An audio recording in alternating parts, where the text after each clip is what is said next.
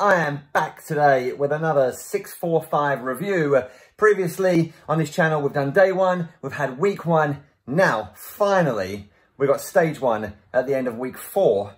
Now, a lot of coaches that started the same time I started, they might be on week 6, maybe even coming up to week 7. Unfortunately, I've just been busy. It's real life, unfortunately, and my workouts have suffered, but I am pleased that I've finally got to finish stage 1, going into stage 2 tomorrow.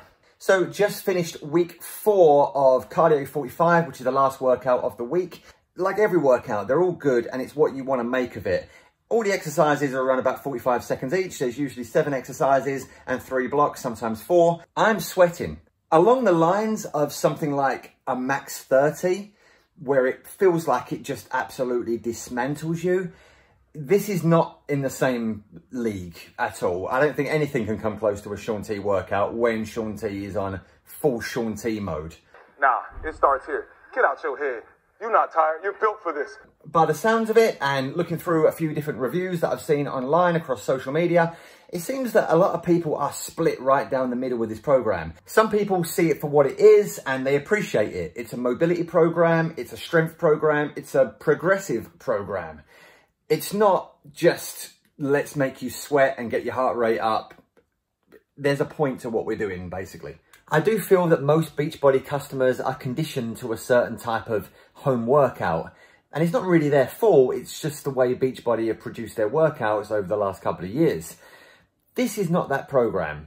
In my opinion, this is definitely the type of program that Beachbody customers need, not necessarily the program that they want.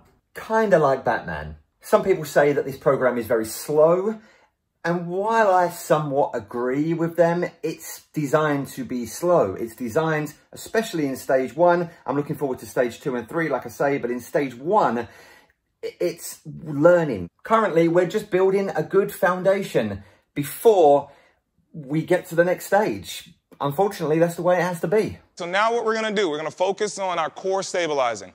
But again, we got to find that sweet spot, right? We got to find that sweet spot in that shoulder. So again, a lot of times people have problems with stabilization. Tons of instruction, valuable instruction. Listen and learn, stage 1. And that's what we're paying for, right? We're trying to progress. We're not just trying to jump around and sweat with no rhyme or reason. Towards the end of week 4, Amoila does actually put out there that if you're not hitting certain things on the assessment, for example, an overhead extension, and you're not getting to full extension, then you need to stay in stage 1. You don't need to go to stage 2 yet until you've completed stage 1. I don't think that's going to catch on too much with the Beachbody audience. As a personal trainer, fantastic. That's exactly how I would handle my clients. They need to like progress basically and not just move on because it's now the next week coming up. You need to do it properly, and that's the point of the workout. That's the whole point of the program. But I do feel that it might be lost a little bit with the audience. I might be wrong, but I can only really see a small percentage doing it for what it is and not just kind of just skipping through just to finish the end of the program.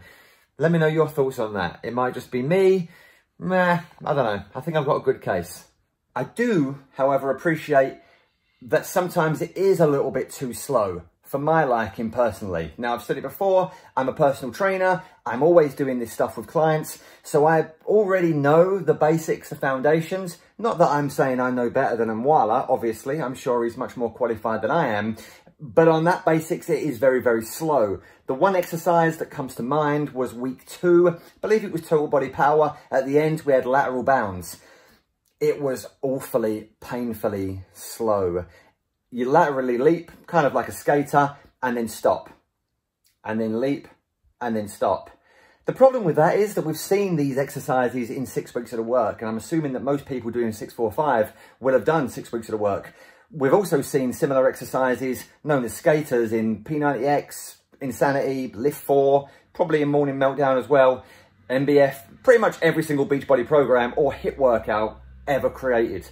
So based on that, it's very slow. Of course, if you wanted to just change it up a little bit, you can do. And stick. Good, now reset. Nope. And then we're going to reset. Yeah, we're going to take it slow. Go. I personally don't have many negatives about this program. More nitpicks.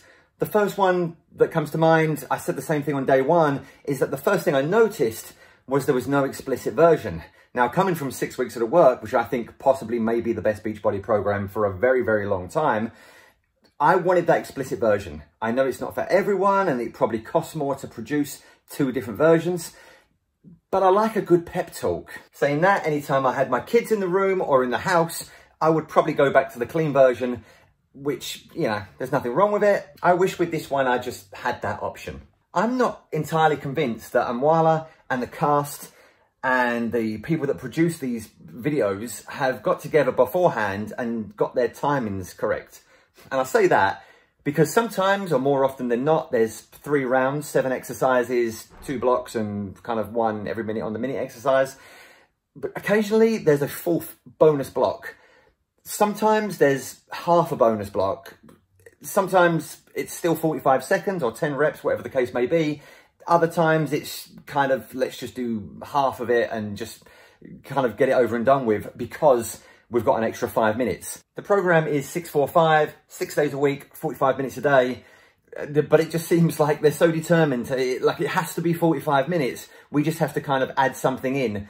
Nah, we all about this action. We going one more time. 30 seconds each. 30 seconds, 15 seconds. We're only going to do a couple moves, okay? We got time for it all. We're going to do it all. And, Coach, you good with that? My only other nitpick is to cut the talking down or out completely. It's just, it seems like mindless chit chat. It's along the lines of Autumn Calabrese on 21 Day Fix Real Time. We don't need that much chit chat like while we're trying to work out. Back in the day, Tony Horton spoke a lot, did a lot of jokes, but he was kind of doing the workout while he was talking. Also, Shaun T doesn't stop talking, but he's also destroying you at the same time. With this, it seems unnecessarily, like, you don't need to talk that much. You're just making kind of pointless chit chat. Come on, you've done that off camera. We don't need it on camera as well.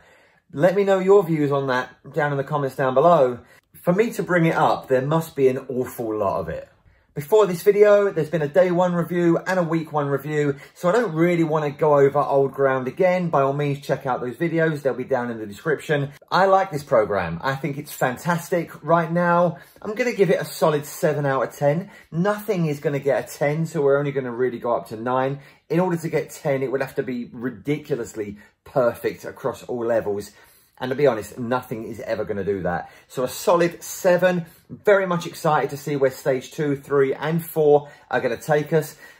I don't see this getting silly like some other workouts by Beachbody where we're throwing 4, 5, 6 exercises into one big exercise. I can only see this getting better. Also, the amount of mobility and stretching that we do each day, there's probably around 15 minutes or 10 to 15 minutes each day before the workouts. Obviously, mobility and stability day is just a straight 45 minutes of pretty much the same thing. And although it's a little bit repetitive, yeah, let's keep doing it, especially as you get a little bit older and if you sit down quite a lot as well. Like nowadays, I do a lot of sitting down in the car, driving around. It's great for my lower back. I can feel my lower back has been tight for quite a while now over the last couple of years. And yeah, it's what I need anyway. If you haven't started this program yet, by all means, check out the sample, which will be down below. And also if you're looking to get this program, check out the description down below as well. There'll be a few links in there. Any questions, please give them to me. For full transparency, the only thing that I have changed about this program is the Beachbody Power Loops. I've got my own glute loops here, which I've had for quite a while. I would say that these are better. The ones on the Beachbody workout or the Beachbody bands, they seem a little bit on the loose side, which is fine if you're walking around.